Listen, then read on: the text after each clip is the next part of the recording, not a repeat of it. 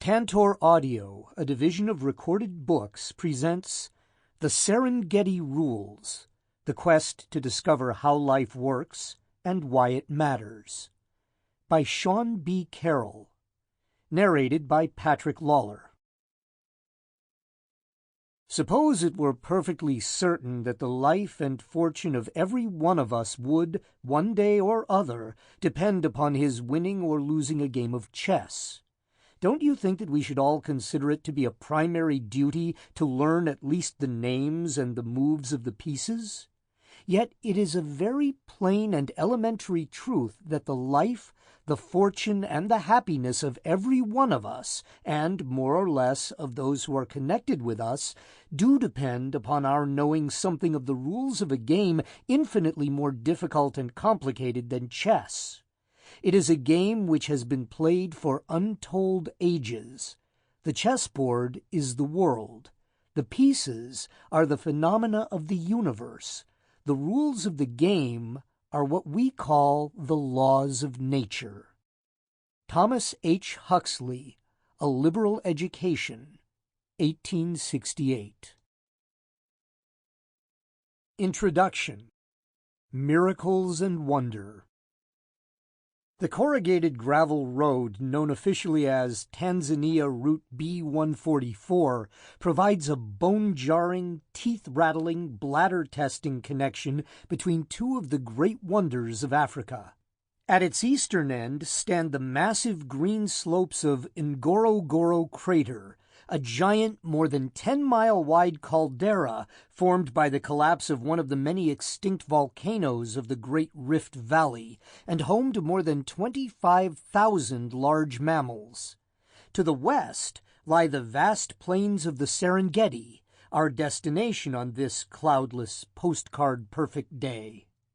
The route in between is a stark contrast to the lush Ngorongoro highlands. There is no visible source of water. The Maasai herdsmen and boys we pass in their bright red shuka graze their livestock on whatever brown stubble they can find. But as we bounce our way through the first simply marked gate to Serengeti National Park, the landscape changes. The Maasai vanish, and the nearly barren tracts they use are replaced by straw-colored grasslands. And instead of cattle and goats, sleek black-striped Thompson gazelles look up to see who or what is kicking up dust all over their breakfast. The anticipation in our Land Cruiser rises. Where there are gazelles, there may be other creatures lurking in the tall grass. We pop open the top of the vehicle, stand up, and with the African rhythms of Paul Simon's Graceland playing in my head, I start to scan back and forth. This is my first visit to what the Maasai call Serengeti, for endless plains. Joining me on my pilgrimage to this legendary wildlife sanctuary is my family. Pilgrims with families, and we are going to Graceland. At first, I am a bit concerned. Where is all the wildlife? Yes, it is the dry season, but things look really dry. Can this place live up to its reputation? The continuous grass plain is broken only occasionally by small rocky hills or koppies. From their granite boulders, animals or tourists can scan around for miles. There are also gray or red termite mounds projecting up to a few feet over the tops of the grass. One's eye is naturally drawn to these shapes. "What is that over there?" asks a voice in the vehicle. A couple of us grab our binoculars and zero in on a lone mound a couple of 100 yards away. "Lion!" A golden lioness is standing on top, staring out over the surrounding grass. Okay, so they are here, I murmur to myself, but this is the famous Serengeti? It is going to be really hard to spot things in this tall, dry grass. I am the only biologist in my clan. I can't expect anyone else to want to do this for days on end. As we drive on, some streaks of green grass appear, with a few iconic flat-topped acacia trees sprinkled about. A creek bed meanders through the green patches, and it has plenty of water. We go over a small rise, round a bend, and skid to a stop. Zebra and wildebeest block the road and fill the entire view. It is a sea of stripes. Perhaps 2,000 or more animals have gathered near a large waterhole, raising a ruckus. The zebra's calls are something between a bark and a laugh, "Quah! Quah!" while the wildebeest seem to just mutter, "Huh?" These herds are stragglers from the greatest animal migration on the planet, when as many as 1 million wildebeest, 200,000 zebras, and tens of thousands of other animals follow the rains north to greener grazing grounds. Coming next to the waterhole from over the small rise on our left, the Dawn Patrol, a parade of elephants with several youngsters scurrying to keep up. The herds part to make way. From that point on, the Serengeti offers an unending canvas containing mammals of many sizes, shapes, and colors. Small gray warthogs with tails standing straight up like our radio antenna. Not 2 or 3, but at least 9 species of antelope. The tiny dik-dik, the massive eland, impala, topi, waterbuck, hartebeest, Thompson's and the larger Grant's gazelles, and the ubiquitous wildebeest, black-backed jackals, towering Maasai giraffe, and yes, all 3 big cats on this first day, including several more lions, a leopard dozing in a tree, and a cheetah posing just feet from the road.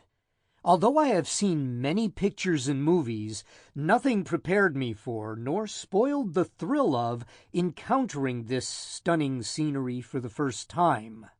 A strange but very pleasant feeling sweeps over me as I gaze across a wide green valley with multitudes of creatures and acacia stretching as far as I can see, and the sun beginning to set behind the silhouettes of the surrounding foothills.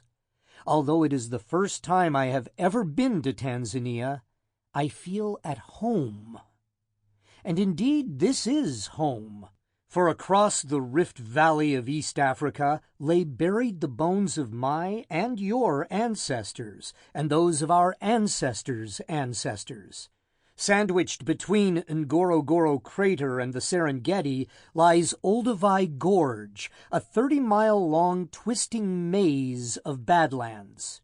It was in its eroding hillsides, just 3 miles off of the current B-144, that, after decades of searching, Mary and Louis Leakey and their sons unearthed not 1, not 2, but 3 different species of hominids that had lived in East Africa 1.5 to 1.8 million years ago.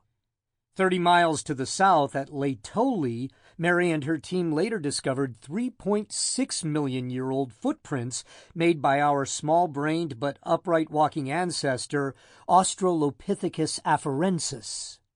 Those hard-earned hominid bones were precious needles in a haystack of other animal fossils that tell us that, although the specific actors have changed, the drama we can still see today of fleet herds of grazing animals trying to stay out of the reach of a number of wily predators has been playing for thousands of millennia.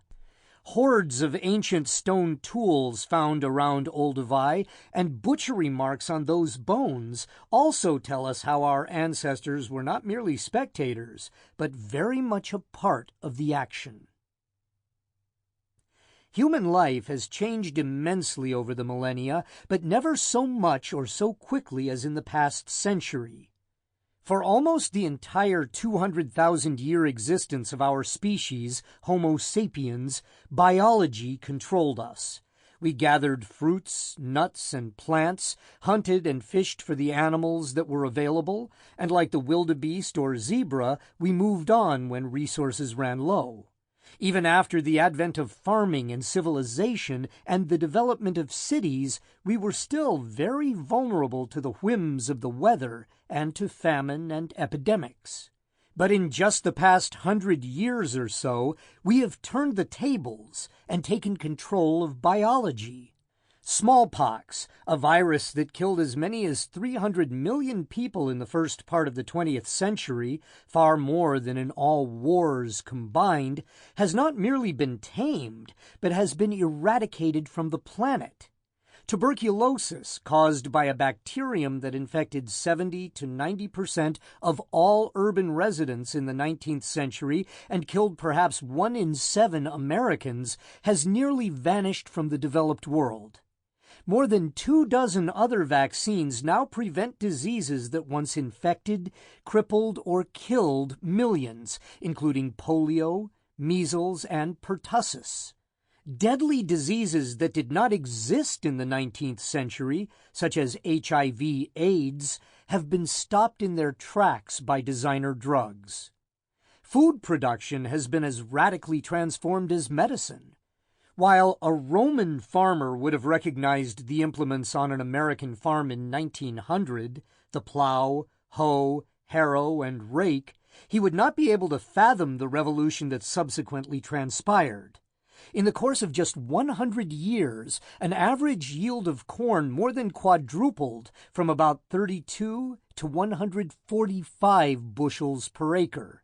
Similar gains occurred for wheat, rice, peanuts, potatoes, and other crops.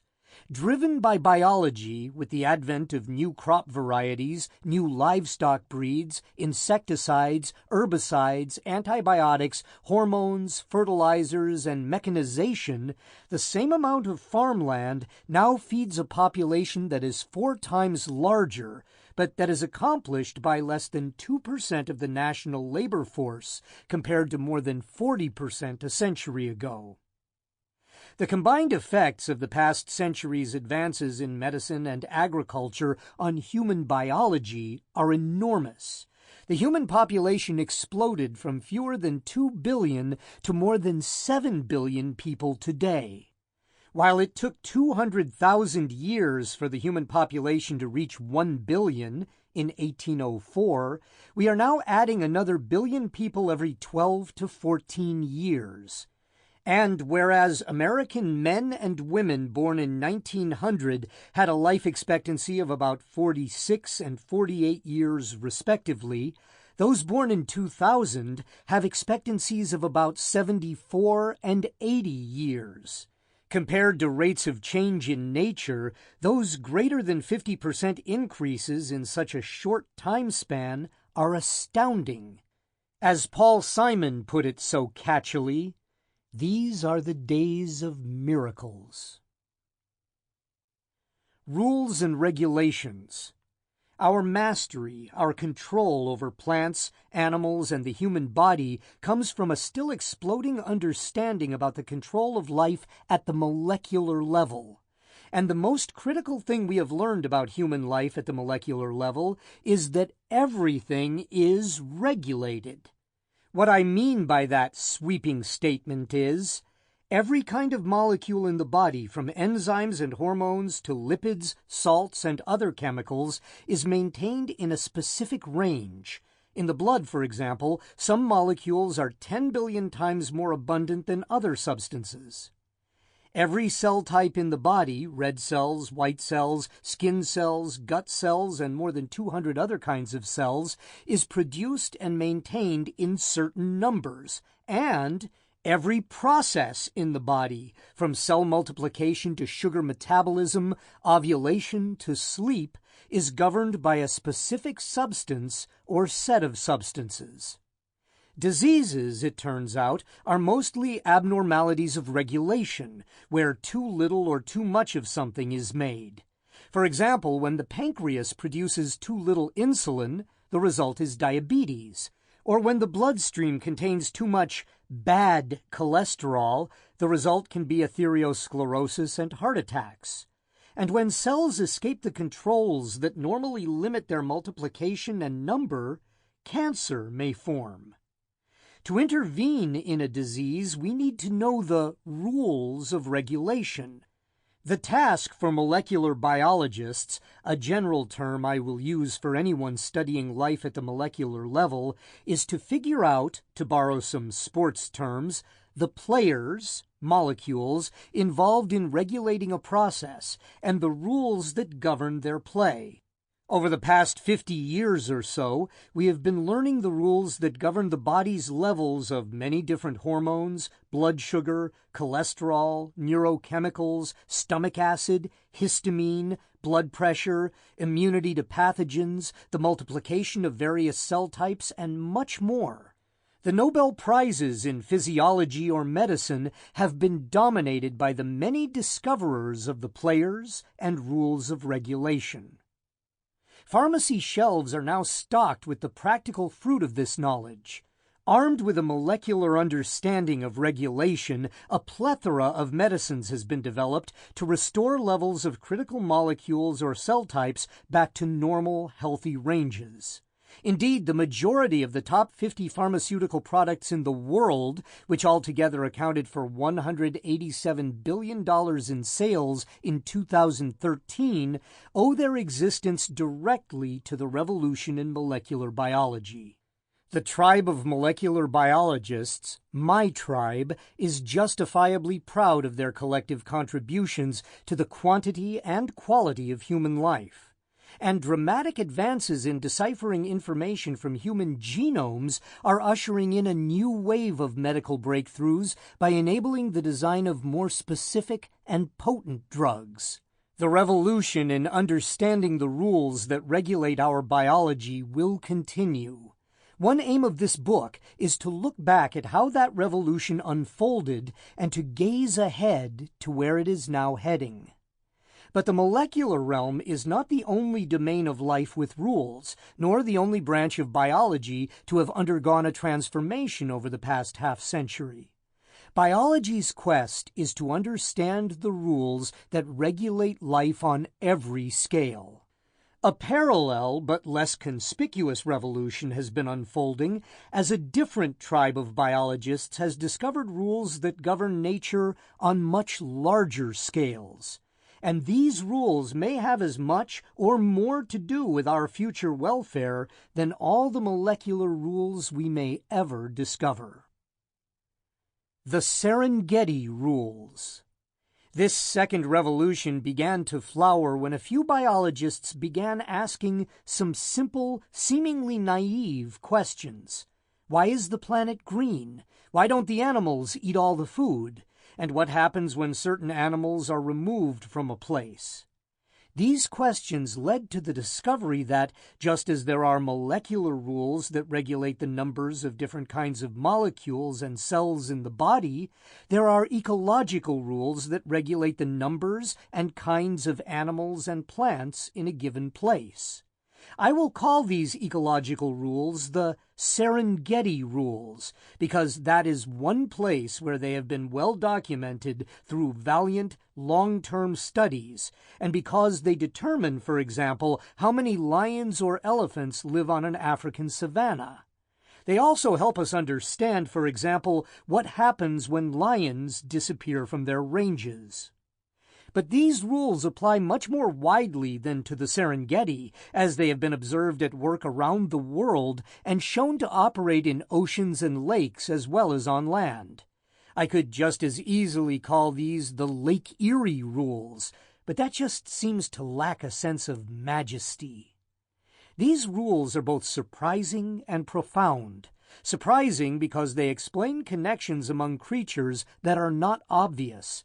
Profound because these rules determine nature's ability to produce the animals, plants, trees, and clean air and water on which we depend.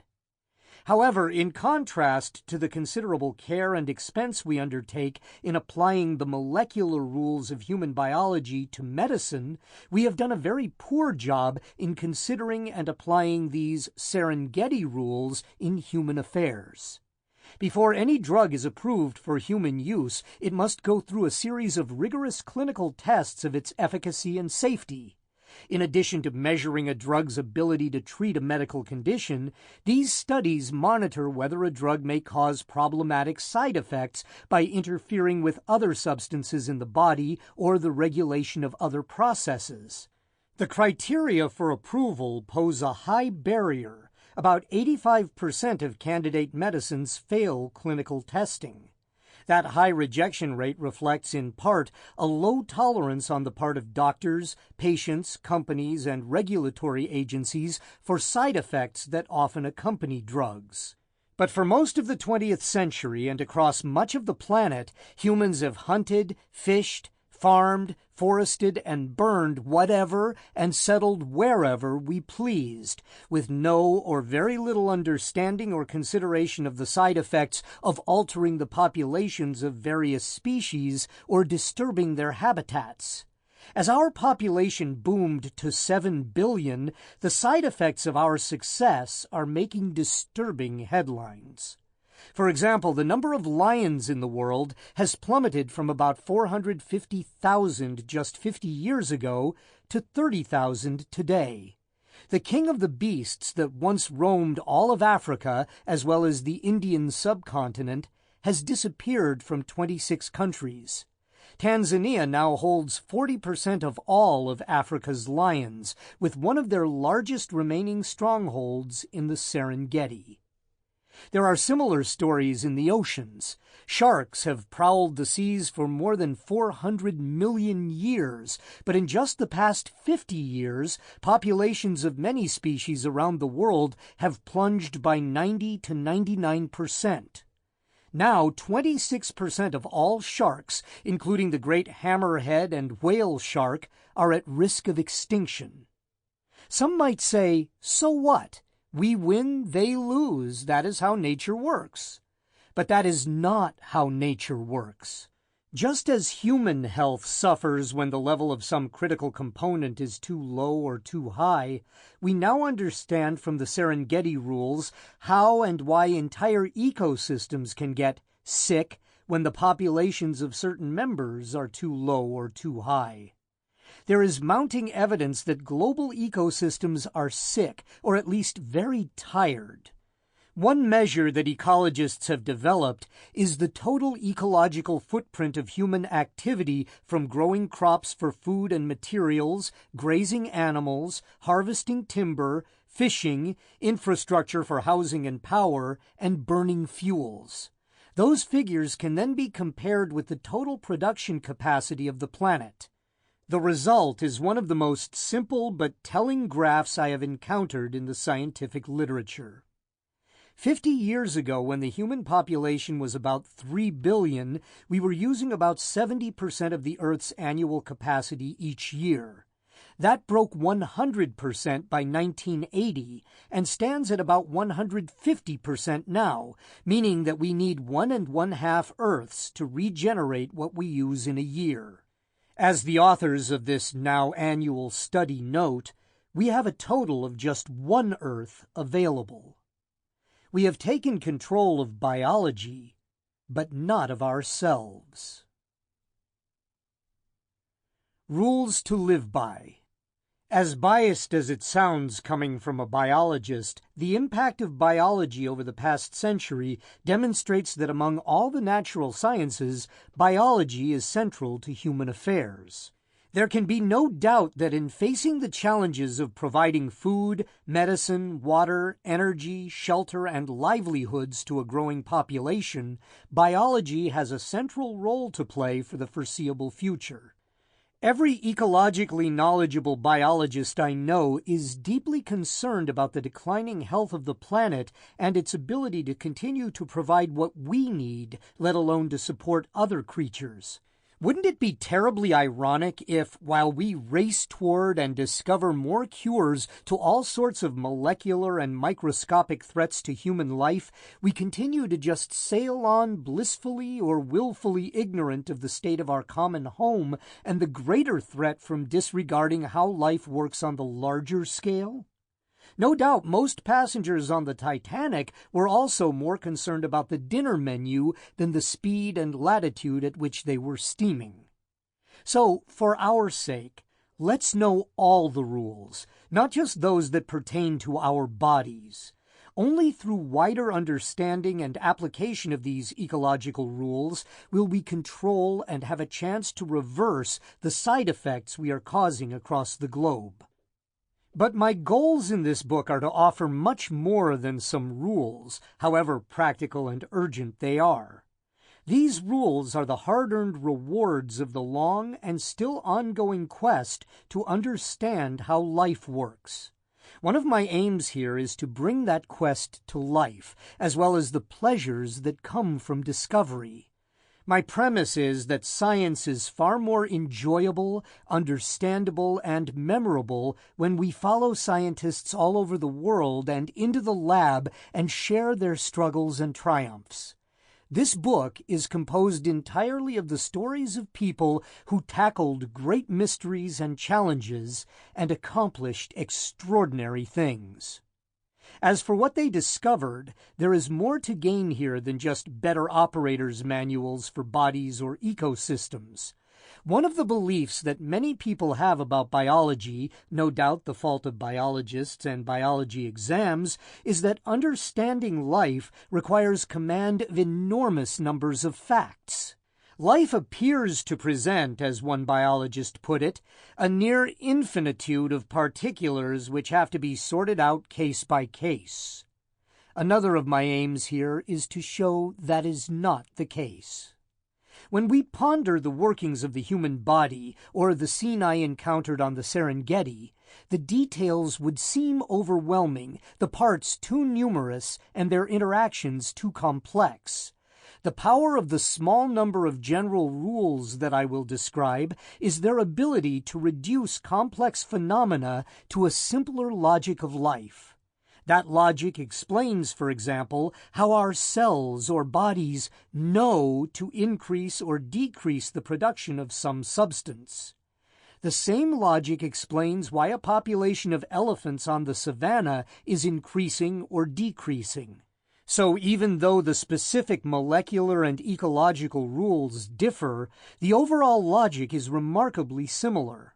I believe that understanding this logic greatly enhances one's appreciation for how life works at different levels, from molecules to humans, elephants to ecosystems. What I hope everyone will find here, then, is fresh insight and inspiration. Insight into the wonders of life at different scales. Inspiration from the stories of exceptional people who tackled great mysteries and had these brilliant insights, and a few whose extraordinary efforts have changed our world for the better. After 5 days in the Serengeti, we have seen all of the species of large mammals except one. As we drive back out through the straw-colored grasslands, as if on cue, a novel silhouette appears on the horizon with a prominent telltale horn. A black rhino. With just 31 rhinos remaining in the entire Serengeti, it is a rare and thrilling sight. But knowing that there was once more than 1,000 of the animals here, it is also a sober reminder of the challenges ahead. Although, thanks to knowing the molecular rules of human erections, we now have at least 5 different inexpensive pills that can do the job, rhino horns are still being poached for use as very expensive aphrodisiacs in the Orient. These are the days of miracle and wonder, and don't cry, baby, don't cry, don't cry. Part 1. Everything is regulated.